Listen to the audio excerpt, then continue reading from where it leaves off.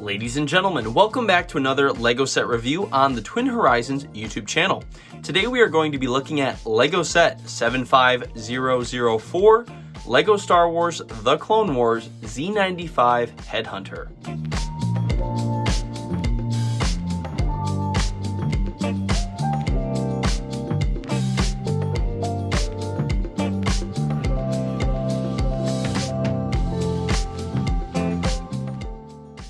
This set was released on December 28th in 2012 and retired on December 5th in 2014. The set was originally rated for ages 8 to 14 and came with 373 pieces. The original set was retailed at $50. The new sealed versions can now go for around $240, and used versions can go for around $94.24.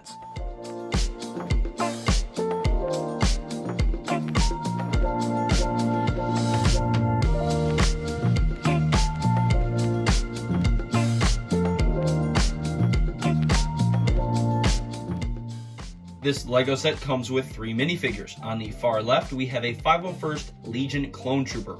This was the Phase 2 501st Trooper that they would have made before they came out recently with all of those 501st battle packs. So I'm a little partial to this one just because it was the original one that they did, and I kind of like this helmet design. However, I'm still glad LEGO came out with those 501st battle packs, and trust me, I've bought multiple of those. So this is the kind of precursor to all of those, and this was originally the only way you could get a Phase 2 501st Trooper, and these ones go for around $15.85. Next to this 501st Trooper, we have Jedi Pong Krell.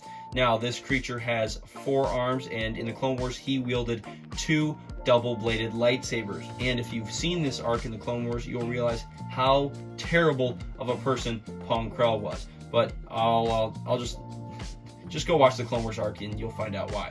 But anyway, this Jedi again is unique, and he is actually a kind of cool minifigure, and he is valued at around $57.22. So he's also quite valuable. Next to Pong Krell, we have a 501st Clone Pilot, which is unique to this set. And I believe up until this point, this is the only Phase 2 type of pilot we've gotten from LEGO. So overall, the ship build for this set is great, which we'll get to in a second, and the minifigure selection is also quite phenomenal, again, with them being priced pretty high in the value category. And again, this 501st Clone Pilot is worth around $40.24. So between Pong Krell and this Clone Pilot, that's almost $100 for the minifigures, and that's twice what one of the original set would have cost. So at some point I'll make a video on this, but LEGO, it can be an investment if you just know which sets to buy, but I digress. That's another video. Long story short, phenomenal set and phenomenal minifigures.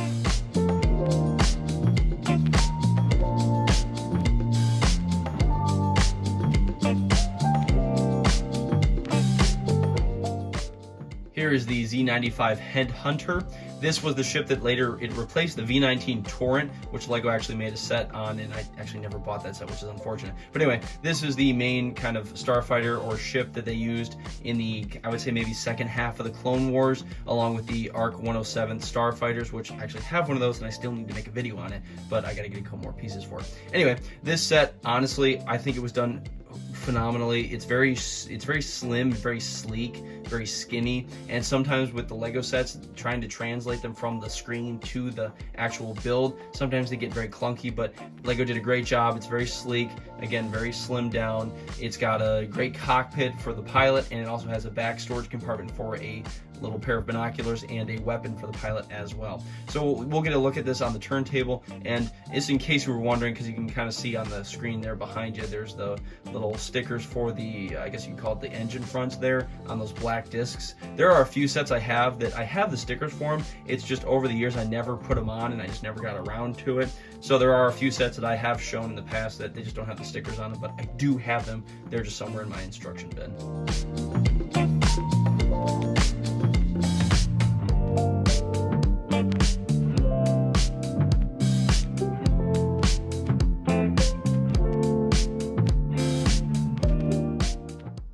More things I wanted to note for this set. The landing gear folds up quite nicely underneath, so again, that leaves that such a sleek design. As you can tell, I kind of fold the landing gear up so you can see how low this ship actually sits. And then in the back underneath, it has one of those massive rubber tipped missiles that has the massive spring loader that came with the Unbaran tank and Anakin's Y-Wing starfighter. So that whole mechanism is hidden right up inside the ship, behind that cockpit underneath, and between the engines and just everything else about this set, I absolutely love it. And it is also another one of my favorite Lego set ships that I have. And again, just a great set. I actually happen to have 2 of them, so it's even kind of cool to kind of fly them around together.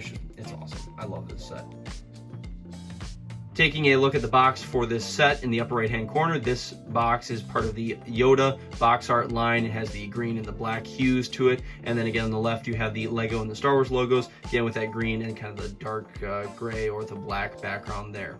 In the front of the box, of course, you see the Z-95 Headhunter featuring that massive spring-loaded missile there in the bottom that you see that can be fired out of that mechanism behind the cockpit. And then in the bottom right hand corner, you see the 3 minifigures in that box there for this set.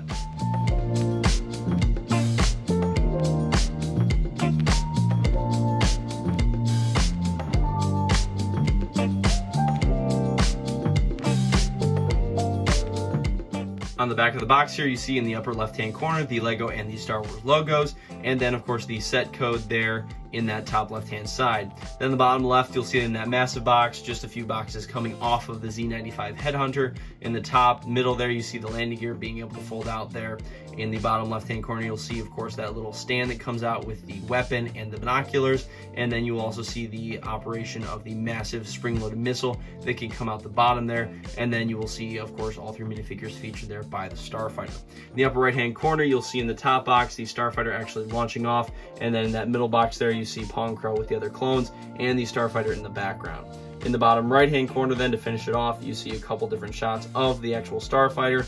And then the bottom right, again, you have one of those little ovals with Master Yoda pushing you to go to lego.com to check out all of the other sets. Ladies and gentlemen, thank you so much again for watching another Lego set review on the Twin Horizons YouTube channel.